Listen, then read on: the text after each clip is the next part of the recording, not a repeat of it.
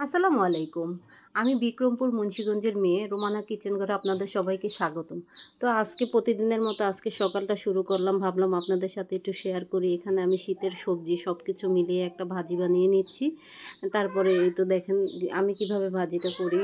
এই তো এইভাবে আমি ভাজিটা করি, মানে হালকা ভাপ দিয়ে তারপরে পেঁয়াজ আর শুকনো মরিচটা দিয়ে এটাকে বাগার দিব। বাগার দিয়ে খুব সুন্দর করে পেঁয়াজটা মনে করেন বেরেস্তার মতো হয়ে গেলে সবজিটা ঢেলে দিব।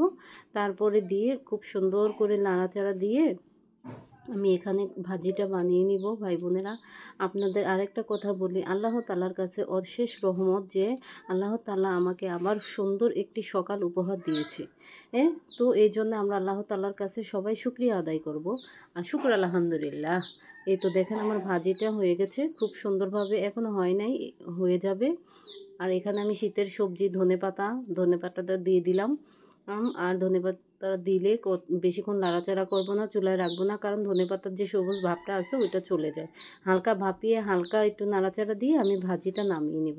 ভাজিটা নামানোর পরে আমি এখানে 2টা লাল আটার রুটি বানিয়ে নিব, কারণ আমি লাল আটার রুটি খাই। আর একটা কথা বলি ভাই বোনেরা, যাদের নিয়ে ডায়াবেটিস আছে, কোলেস্টেরল আছে, তারা এই লাল আটার রুটিটা খাওয়ার চেষ্টা করবেন, কারণ লাল আটার রুটিটার মধ্যে রয়েছে এত পরিমাণ ক্যালোরি নেই ও কোলেস্টেরল পরিমাণটাও কম আছে। এই যে দেখেন আমি এই আটার রুটিটা খাই, আপনারাও খেতে পারেন, খুবই ভালো, খুবই উপকার। এই তো আমি এখানে 2টা রুটি বানিয়ে রুটিটা সেঁকে নিলাম, খুব সুন্দর করে রুটিটা সেঁকে তারপরে আমি এখানে বসাই দিছি চার পানি। ভাই বোনেরা, আমার চা না খেতে চলেই না, তো এই তো আমি এখানে চার পানিটা বসাই দিলাম। আমি কিছুক্ষণ পরিমাণ চার পানিটা খুব ভালোভাবে জাল করে নেব। চার পানিটা যদি জাল না হয় তাহলে চাটাও মজা হয় না, চাটা দেখা যায় একটু পাঞ্ছা পাঞ্ছা লাগে। আর আমি চাটা খাই 2টা দুধ মিলিয়ে, একটা হচ্ছে গরুর দুধ আর একটা হচ্ছে পাউডার দুধ। তো এখানে আমার রুটিটাও ভাজা হয়ে গেছে খুব সুন্দর মতো হয়। আর এখানে আমার চার পানিটাও খুব সুন্দর মতো বলক আসছে। তো আমি এখানে নিয়ে নিলাম একটুখানি গরুর দুধ। আর এই গরুর দুধটার সাথে আমি অ্যাড করে দিব একটা পাউডার দুধ।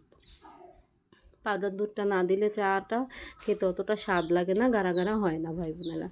তো এখানে 1 কাপ চা, এই যে এই দুধটা, আমুল দুধটা আমি ব্যবহার করছি, আপনারাও খেতে পারেন, যার যেমনটা খুশি, যার ঘরে যেটা থাকে সে ওটা দিয়ে চাটা খাবেন। আর চাটা না খেলে নাই, এই চা খাওয়াটা হচ্ছে মানুষের রুচি ও মনের একটা রূপ। এই তো দেখেন আমার প্রতিদিনের মতো আজকে সকালের নাস্তাটা আপনাদের সাথে শেয়ার করলাম ভাই বোনেরা।